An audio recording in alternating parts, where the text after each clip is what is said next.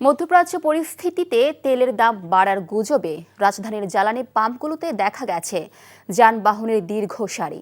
সংকট নিরসনে সরকারি নির্দেশনায় রেশনিং পদ্ধতিতে দেওয়া হচ্ছে তেল। তবে কোন কোন পাম্পে ট্যাঙ্ক ভর্তি করে তেল নিতে পারছে গ্রাহকরা। কিছু পাম্পে বন্ধ রয়েছে বিক্রি। কোনো পাম্পের দীর্ঘ সারি কয়েক কিলোমিটার রাস্তা ছাড়িয়ে গেছে। কেউ কেউ অভিযোগ করছেন অনেকেই বাড়তি তেল নিয়ে মজুত করছে, যার ফলে সংকট তৈরি হচ্ছে। এদিকে তেল দেয়া নিয়ে কোনো পাম্পে অনিয়ম ও বিশৃঙ্খলাও দেখা গেছে। এমন পরিস্থিতিতে গ্রাহকদের আতঙ্কিত না হবার পরামর্শ দিয়েছে পাম্প কর্তৃপক্ষ। ঢাকার বাইরেও ফিলিং স্টেশনগুলোতে দেখা গেছে অস্বাভাবিক ভিড়। কোথাও সীমিত পরিমাণে তেল বিক্রি করা হচ্ছে, আবার কোথাও মজুত শেষ হয়ে যাওয়ায় সাময়িকভাবে পাম্প বন্ধ রাখার ঘটনাও ঘটছে।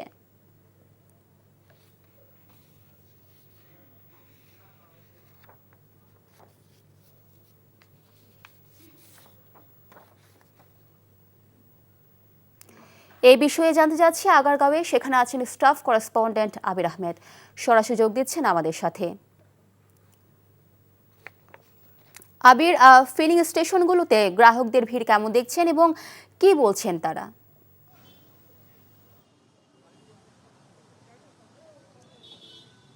এখনো ফিলিং স্টেশনগুলোতে গ্রাহকদের ভিড় সেই সকাল একদম ভোর থেকেই ফিলিং স্টেশনগুলোতে গ্রাহকদের ভিড় রয়েছে, কিন্তু সেই চাপ কিন্তু সামাল দিচ্ছেন এখানে পাম্প কর্তৃপক্ষরা। এবং রাজধানীর বিভিন্ন ফিলিং স্টেশনগুলোতে ঘুরে যেটি দেখেছি যে প্রায় কিছু কিছু স্টেশনে প্রায় 2 থেকে 3 কিলোমিটার রাস্তা অতিবাহিত হয়ে গেছে সেই সারি, লম্বা সারি। এবং আমার পিছনে দেখা যাচ্ছে যে আমি এখন যেখানে রয়েছে এই মুহূর্তে, এখানে কিন্তু কিছুটা চাপ কম রয়েছে। এখানে যারা রয়েছেন তারা খুব দ্রুতই এখান থেকে তেল দিয়েছেন। তবে সরকারের যে নীতিমালা অনুযায়ী রেশনিং পদ্ধতিতে সেই অনুযায়ী দেওয়া হচ্ছে, সে তাতে কেউ কেউ অভিযোগ করছেন যে তাতে কারো কারো ক্ষতি হচ্ছে। অর্থাৎ সেটির কারণবশত তারা এমনটি বলছেন যে কারো কারো বাইকে আসলে তেলে কম যায়, অর্থাৎ 1 লিটারে কারো কারো বাইকে হয়তো 60 কিলোমিটার, বা কারো কারো বাইকে 50 বা 40 যায়, আবার কারো কারো বাইকে 25ও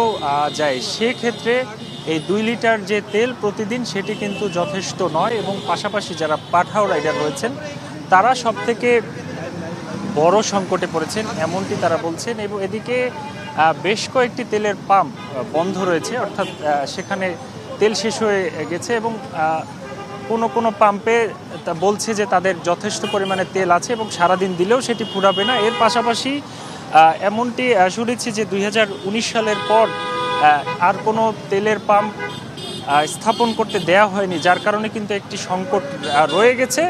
এমনটি কোনো জায়গায় বা কর্তৃপক্ষ এমনটি বলছিলেন যে 2019 সালের যে নীতিমালা, নতুন যে নীতিমালা তৈরি হয়েছে সেই অনুযায়ী যদি বাড়তি কোনো তেলের পাম্প স্থাপন করা যেত তাহলে আসলে এই সংকটটা এখন হতো না। এখন পর্যন্ত তেলের পাম্পের কর্তৃপক্ষ যেটি বলছেন যে যথেষ্ট তেল মজুদ রয়েছে। এবং আরেকটি গুরুত্বপূর্ণ বিষয় আপনাকে জানিয়ে রাখি যে তেলের দাম কিন্তু এখন পর্যন্ত বাড়েনি বা বাড়ার তেমন কোনো সম্ভাবনাও নেই এখন পর্যন্ত, এমনটি আমরা জানতে পেরেছি।